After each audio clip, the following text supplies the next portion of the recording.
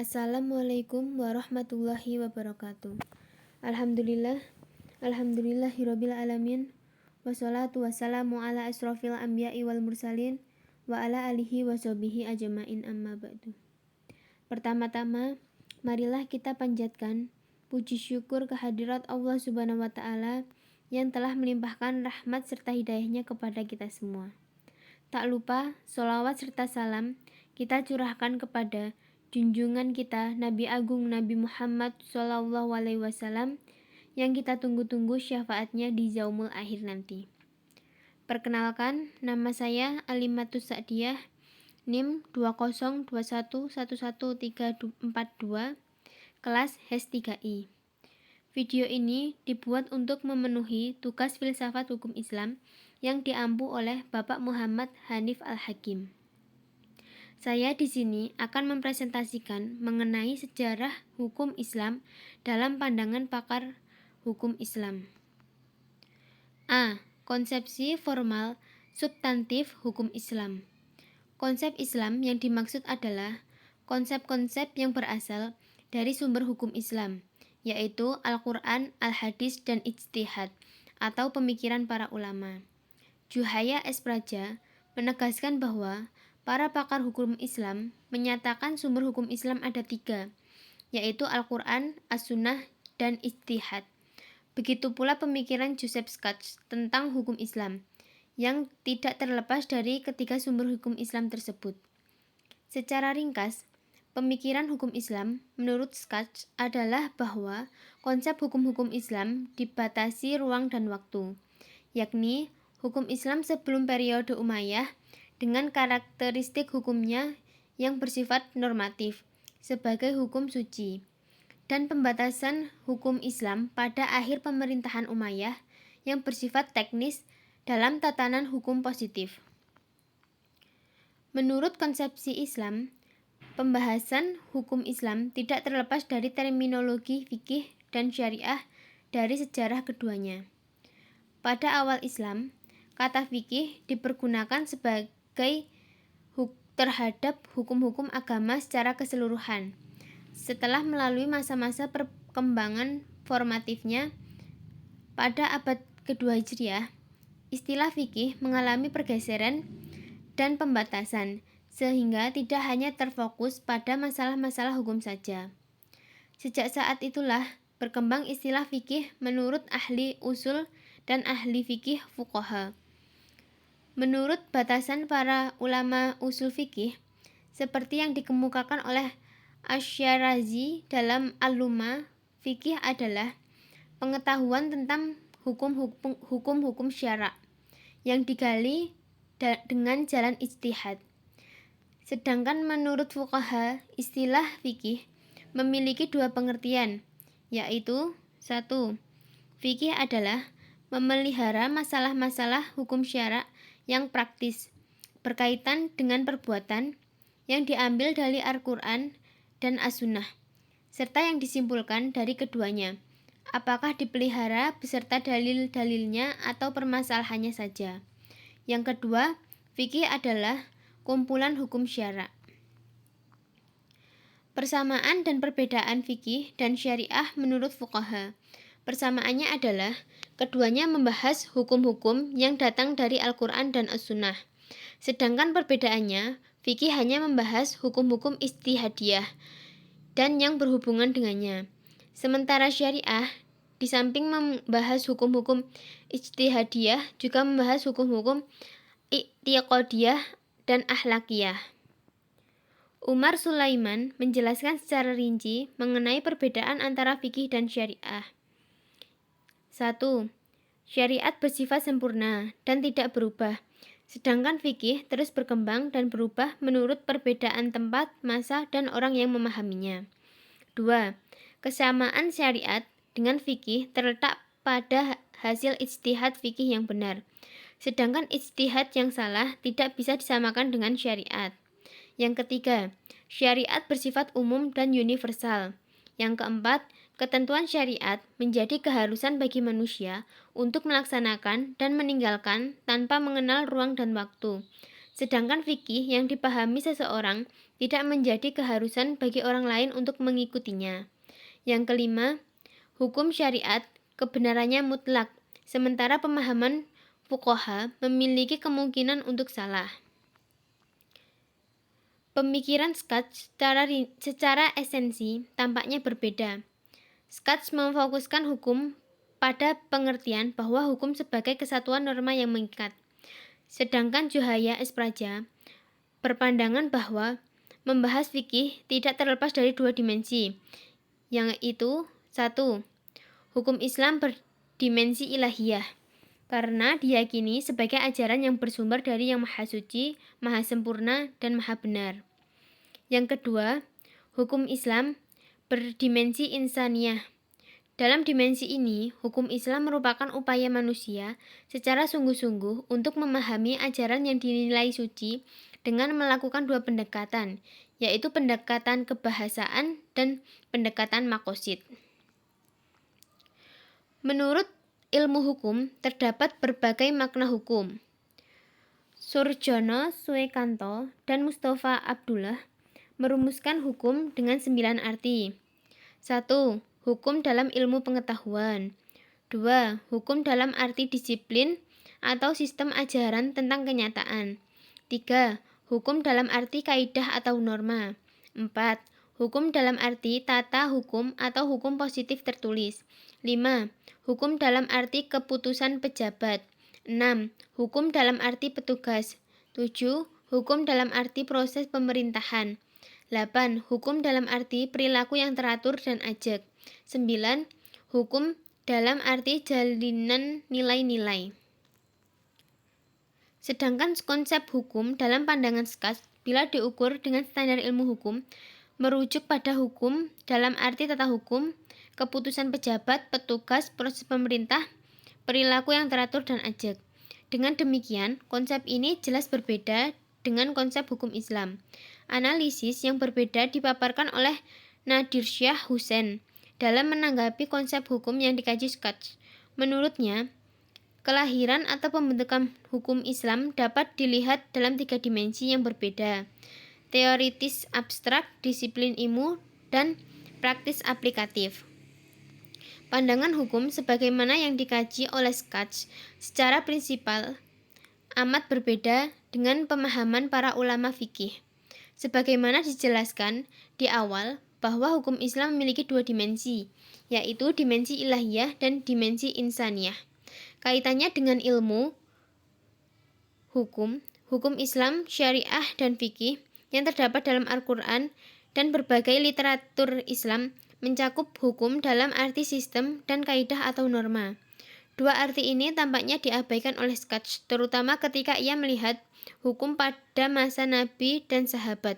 Oleh karena itu, tidak heran apabila Skatz mengatakan bahwa hukum Islam dimulai dari masa Umayyah dengan arti-arti sebagaimana yang dijelaskan sebelumnya.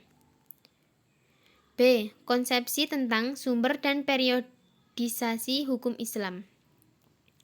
Skatz berpendapat bahwa hukum Islam pertama adalah tradisi masyarakat Arab pra-Islam atau hukum adat, bukan Al-Quran dan Sunnah Nabi Muhammad SAW, juga bukan sebagai sumber hukum kedua setelah Al-Quran. Pemikiran ini didasarkan pada beberapa hukum adat yang dijadikan awal pembentukan hukum Islam. Tradisi adalah bagian dari syariah Allah itu sendiri. Artinya, tradisi Arab pra-Islam adalah bagian kecil dari syariah. Oleh karena itu, tidak benar menjadikan sesuatu sebagai bagian dari yang besar sebagai sumber hukum Islam.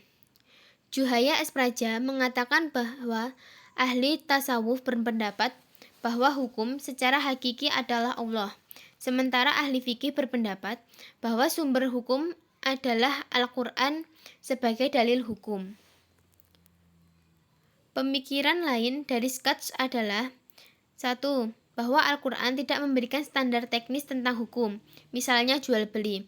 Al-Quran hanya memberikan prinsip antardin, dan kata ini menurut Skatz masih bersifat normatif, tidak ada ukuran yang jelas tentang teknis transaksi yang dilakukan. Tampaknya pemikiran Skatz tentang Al-Quran hanya sebatas kitab, yang tentu saja pandangan ini ditolak. baik oleh orientalis atau oleh para ahli fikih. Pemikiran Shaf'ī yang kedua adalah sunnah Nabi bukan sebagai sumber hukum Islam kedua, melainkan tradisi atau sunnah dari berbagai aliran pemikiran, baik di Mekah, Kufah, Madinah, dan Irak, baik pada masa Nabi SAW atau pada masa sebelum akhir pemerintah Umayyah. Pemikiran ini didasarkan pada beberapa penemuan tentang bukti hadis pada masa Imam Asy-Syafi'i.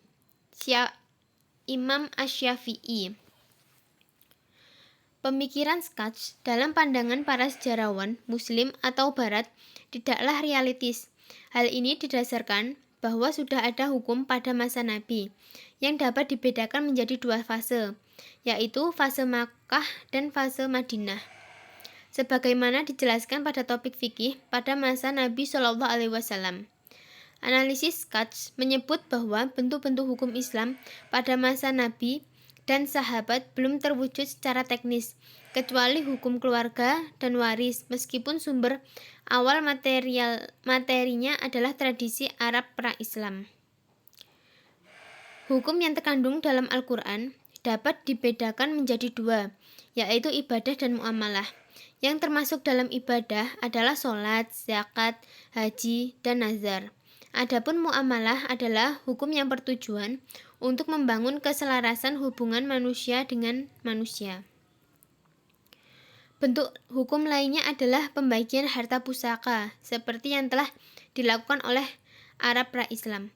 Dalam tradisi yang diwariskan oleh nenek moyang mereka, terdapat ketentuan umum bahwa anak-anak yang belum dewasa atau perempuan tidak berhak mendapatkan harta pusaka atau warisan. Sebab-sebab dan syarat-syarat memusakai atau mewarisi pada zaman jahiliyah adalah 1. Janji setia atau muhalafah, 2. Adopsi atau tabbani, 3. Pertalian kerabat. Berdasarkan fakta sejarah, tampak bahwa pada masa Nabi, bentuk-bentuk hukum Islam baik secara normatif ataupun teknis telah terwujud. Meskipun demikian, di antara bentuk-bentuk tersebut diakui ada yang orisinil berasal dari Al-Quran dan ada pula modifikasi dari tradisi Arab pra-Islam. C. Konsepsi metode penggalian hukum Islam. Juhaya S. Praja menjelaskan bahwa Islam berdimensi uluhiyah, dalam arti ia adalah bagian dari agama. Paling tidak ada 4 pendekatan yang harus digunakan dalam penelitian tersebut. 1. Pendekatan teologi, 2. Pendekatan filsafat atau filsafat hukum Islam, 3. Pendekatan sejarah, 4. Pendekatan ilmu-ilmu sosial. Sedangkan menurut Shaf'ī hanya menggunakan 2 pendekatan. Yang pertama, menggunakan metode sosiologi hukum. Metode sosiologi hukum dari Shaf'ī persis atau sama dengan metode sosiologi hukum Max Weber. Hal ini terlihat dari teori pembedaan hukum. Misalnya Shaf'ī membedakan antara hukum publik dengan hukum perdata, antara hukum positif dan hukum alam, serta antara hukum objektif dan subjektif. Metode yang kedua adalah metode sejarah.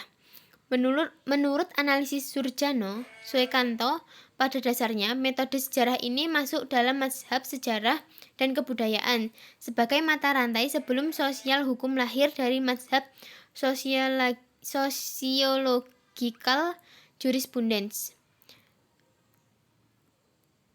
Juhaya S. Praja mengatakan bahwa pendekatan sejarah memang penting dalam menggali fakta dan nilai yang hidup di masyarakat. Akan tetapi pada akhirnya sejarah harus berbicara fakta yang dengan sendirinya nilai-nilai menjadi terabaikan. Pendekatan teologi sangat penting dilakukan dalam meneliti hukum Islam. Didasarkan bahwa teologi bukan hanya mencoba menjelaskan bagaimana sesungguhnya pria dan wanita berbicara tentang Tuhan atau pembahasan Tuhan semata. Tetapi teologi merupakan aturan-aturan yang mengatur syariah fikih, membedakan bentuk-bentuk ekspresi yang lebih baik dari ekspresi yang buruk, dan mencari definisi yang seimbang. Suatu kegiatan yang dicurahkan pada dunia ini suatu refleksi ketuhanan, menentukan secara jelas dan koheren mungkin arti dari implikasi makna-makna yang terkandung dalam hukumnya. Pendekatan lain terhadap penggalian hukum Islam adalah pendekatan filsafat. Juhaya S. Praja menjelaskan bahwa filsafat merupakan tugas utama. Pertama, tugas kritis, yakni mempertanyakan kembali paradigma-paradigma ilmu yang telah mapan. Kedua, tugas konstruktif, yakni menjawab masalah-masalah yang tidak terpisahkan oleh ilmu, bahkan menyatukan kembali ilmu-ilmu yang telah berjalan sendiri-sendiri seolah-olah tidak ada keterkaitan antara satu ilmu dan ilmu lainnya. Filsafat hukum Islam memiliki objek teoritis maupun praktis. Objek teoritis filsafat hukum Islam adalah objek kajian yang merupakan teori hukum Islam, meliputi prinsip-prinsip hukum Islam, dasar-dasar dan sumber-sumber hukum Islam, tujuan hukum Islam, asas-asas hukum Islam, dan kaidah-kaidah hukum Islam. Sementara objek praktis filsafat hukum Islam meliputi jawaban atau pertanyaan-pertanyaan seperti mengapa manusia melakukan muamalah dan mengapa manusia harus diatur oleh hukum Islam?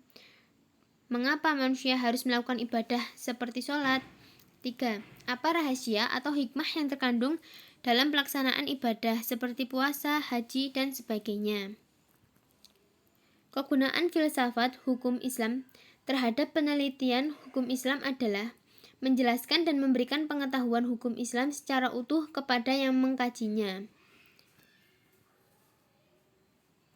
Memahami hukum Islam tidak hanya bisa didekati dengan dua pendekatan, sebagaimana yang dilakukan oleh Skatz, yakni pendekatan sejarah dan ilmu-ilmu sosial.